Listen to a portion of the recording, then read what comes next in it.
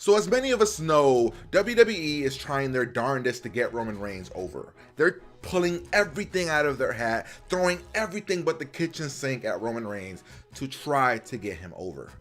But I gotta ask you guys a question. Am I the only person that feels that Doc Gallows and Carl Anderson are going to screw over AJ Styles and be a part of Roman Reigns' new stable? Will Roman Reigns be the new leader of Bullet Club as a way to get him over? I'm worried, and I feel people are going to be pissed if this happens. I'm just wondering. If you guys disagree, make sure you guys comment below and let me know.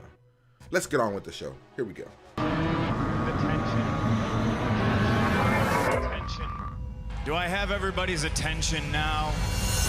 What's up, Jabroni? Steven here, and welcome to your Monday Night Raw Recap, Review, Reaction, Results, Geek Talk, Wrestling Geek Talk, WWE Geek Talk. I don't know what this is called, but it's the show where I sit down, talk to you guys into the camera, tell you guys what happened on Raw last night, what was the good, what was the bad, and what was the what the fuck. And I gotta say, Raw last night, for the past couple weeks, they've been on a roll, and Raw last night, it wasn't bad. It wasn't bad. I mean, it wasn't good.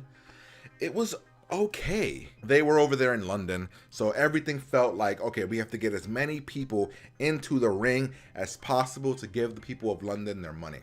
And that's what they did, essentially. I mean, we had a ton of tag team matches. I mean, almost like 4-on-4 Divas, a 4-on-4 Cesaro, New Day versus League of Nations, and The Miz. I mean, we had all the 3 Social Outcast members, because Adam Rose is suspended for 60 days against Apollo Crews. We had promos for Titus O'Neil.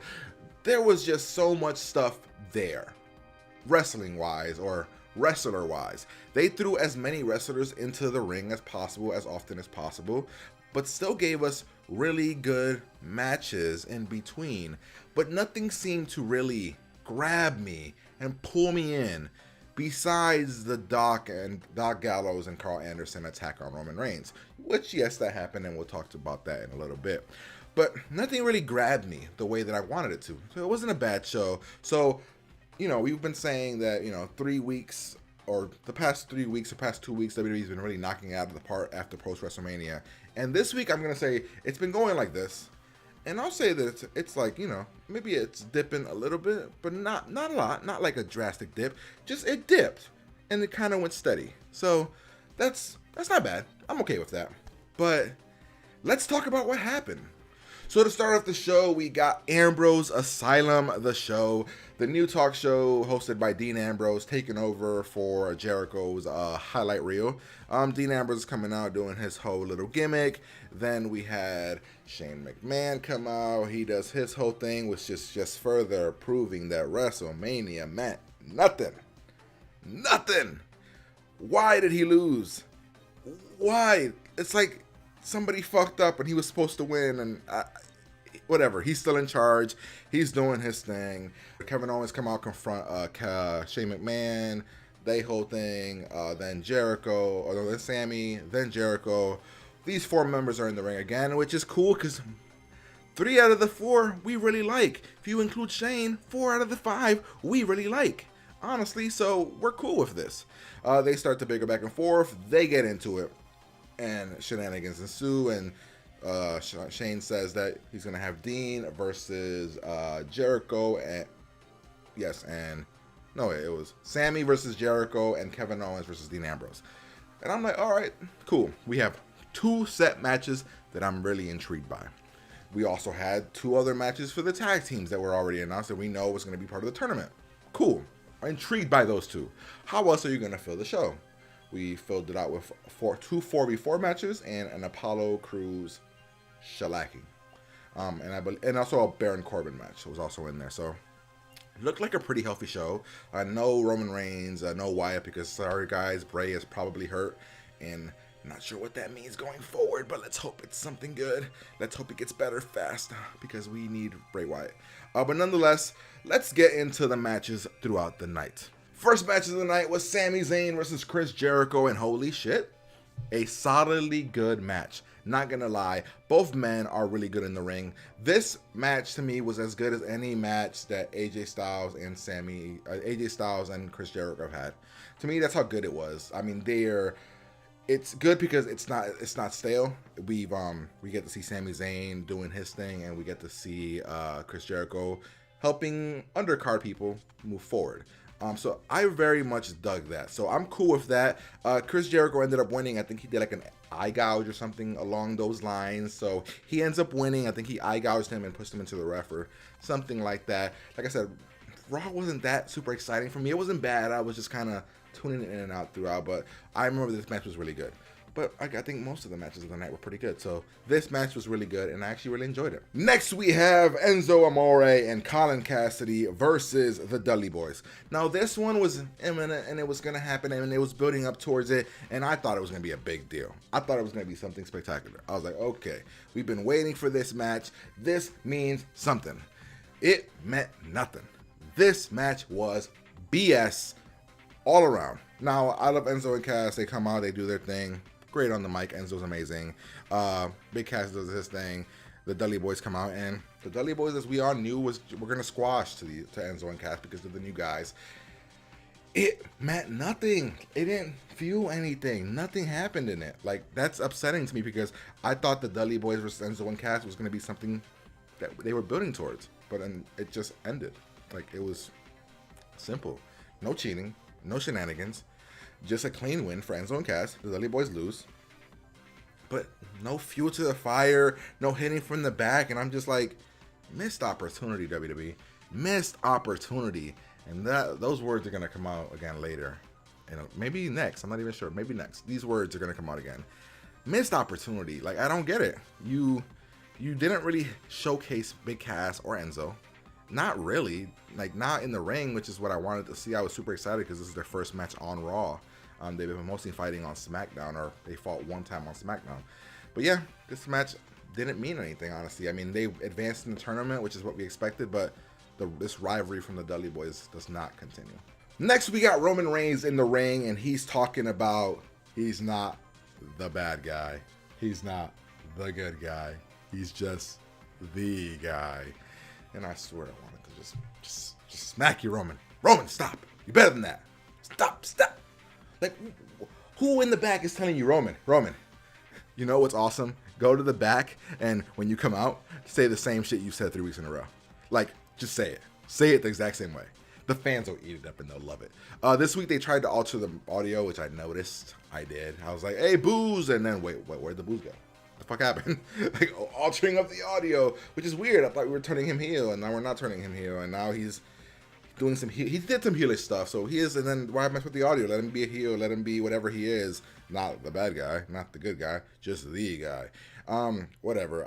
That's saying you had a shit gimmick before, like the whole believe that gimmick was garbage. Now you have this garbage.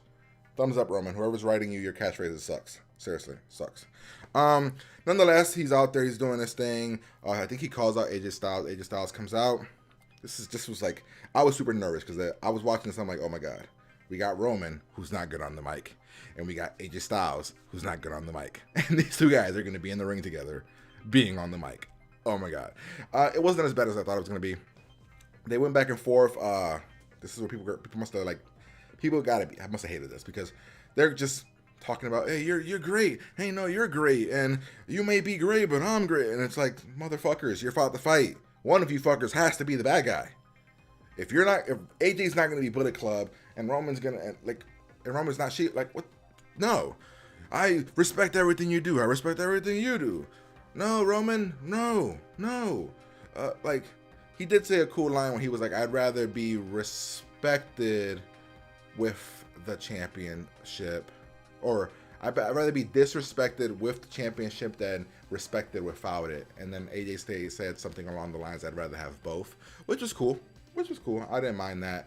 So yeah, they get into it. They talk about, they're just promoting for Payback, and then AJ Styles leaves, and as he's leaving, he's walking backwards, and Roman gets attacked by Bullet Club, or Bulletproof, or Balor Club, or Carl Anderson and Doc Gallows attack Roman Reigns, hit him with some weird special, which is called like the Stomp from Hell, or whatever the fuck the boot from hell. I don't know what the hell it was. Essentially, it was Gallows carried Roman, and then a boot came to his face from Anderson. Cool tag team move. I'm not sure what the name is. And I gotta say, the announce team is awful.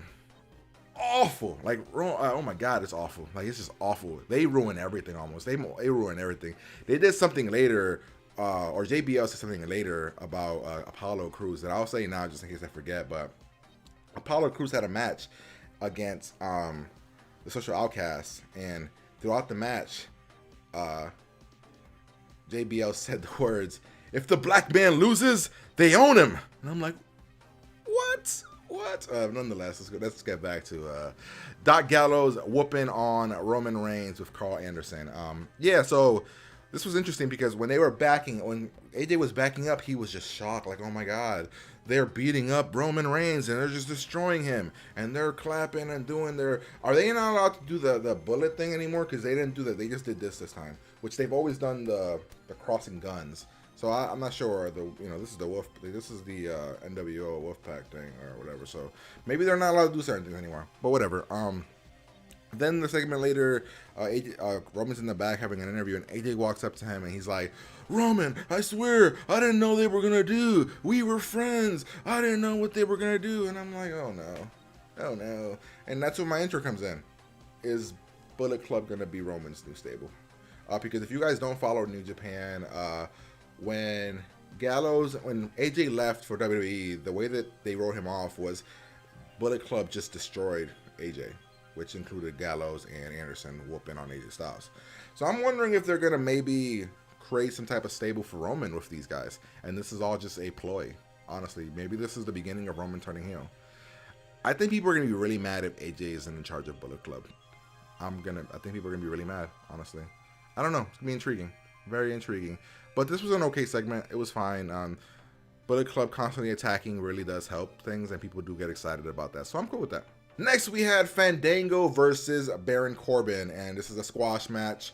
Baron Corbin destroys Fandango with Dolph Ziggler at ringside. Dolph Ziggler gets involved because Corbin does what Corbin's been doing, and they're turning Corbin into this cool guy. I never liked Corbin in NXT. I thought he was okay, but like they're turning him into this badass where he's beating up people and just destroying people, and I like that. I like that he's like feeding into the bad guy, and he has these really cool vignettes.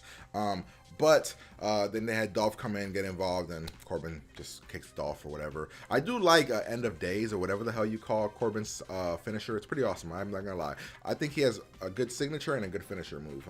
I really enjoy both of them. So I'm just gonna say that this match was a squash match. It's setting up for Dolph versus Corbin, so Dolph can lose for Corbin to keep looking strong. Okay, cool. This match was okay. I guess it was fine. Nothing special here. It was kind of boring. Whatever. It's fine. Next, we have The Miz in the ring with his wife, Maurice, however you pronounce her name, and they're talking smack. Then we had FBI Cesaro come out, man. Like FBI secret agent Cesaro come out with his little earpiece, the tearaway suit, do his thing, come to the ring because obviously they're setting up their match for Payback. They're having their little skirmish back and forth verbally, and then the League of Crap comes out and League of Nations is here, and I'm like, I thought you motherfuckers were broken up. That was the rumors. The rumors were you guys were over. It was done. I think they're not even wearing the t-shirts anymore. What are you guys doing? It doesn't make any sense. Whatever. They come out, they get involved, and then Cesaro's like, oh, you guys think you're gonna beat me up, whatever, but I have special partners. And he's like, does this whole thing, and then he rips off his tearaway suit, and he's got a New Day, like, sleeveless shirt, and it looked so funny because it was like, okay, Cesaro, why are you wearing the New Day shirt? You looked funny. But hey, then the New Day comes out, and I ain't gonna say, no New Days on the mic upset me. I'm not gonna lie. I love when the New Day's on the mic, and they weren't on the mic. They weren't on the mic for this one, and it was actually pretty not cool, man. We need the New Day on the mic. This match was what you'd expect. The Miz and the League of Nations are boring. I mean, The Miz is getting better as a villain right now. Like, he's always been a good villain, but he's getting better right now because of his little gimmick with Maurice, whatever you call his wife. But this match was boring. Essentially, it ends with Cesaro doing his finisher on Sheamus, I believe, or maybe The Miz. Can't remember. And yeah, the New Day and Cesaro win, and then they do their little dance, and that's how that match ends. And that match is boring, and that's how it ends.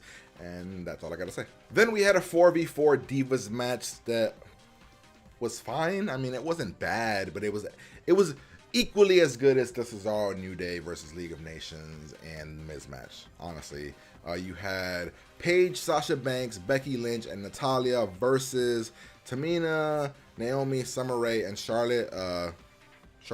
Natalya's team wins. We got a vignette or a segment where I think Bret Hart is going to be at Natalya's ringside because Ric Flair is going to be at the ringside of Charlotte.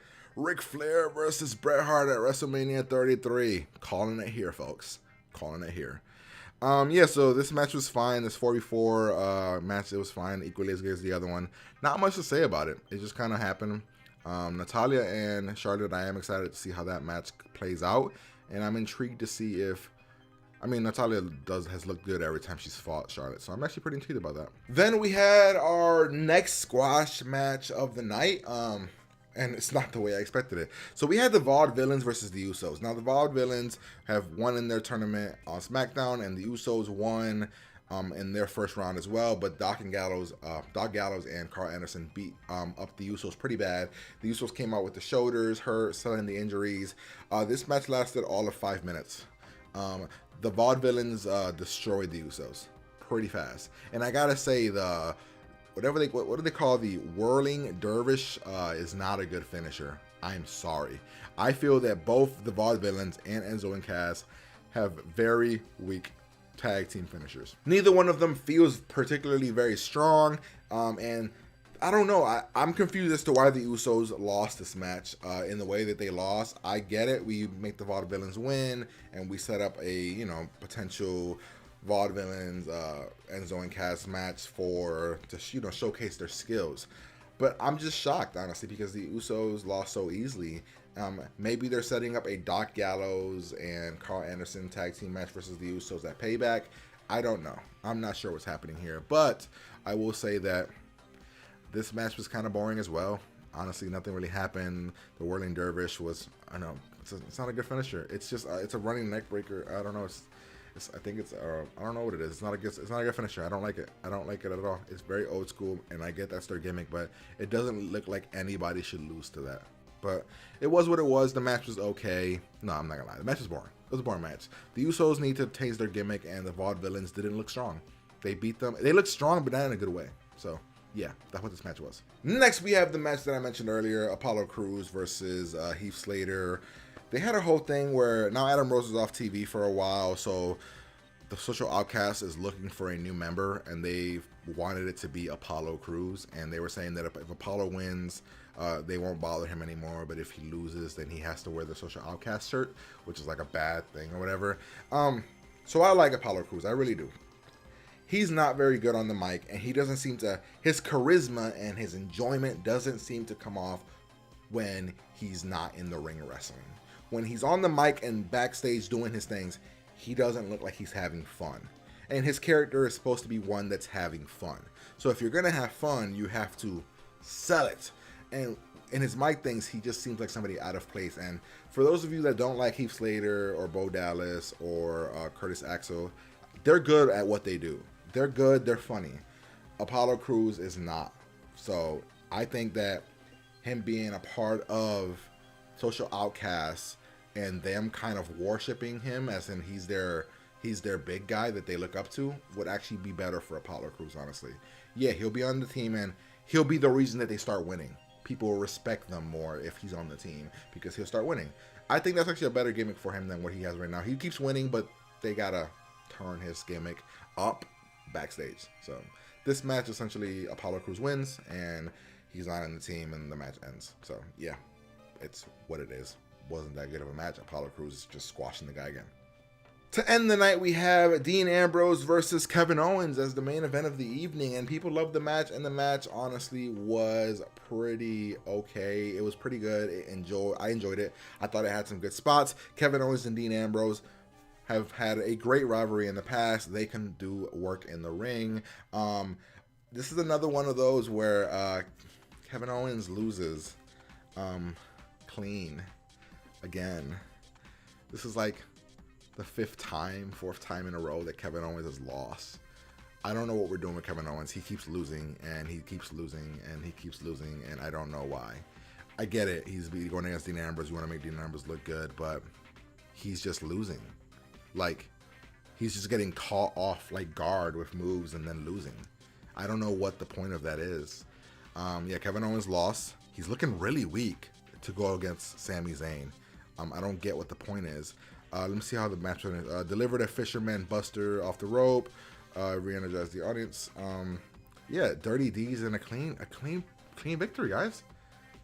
Like, Kevin Owens is losing clean. That's crazy to me, honestly.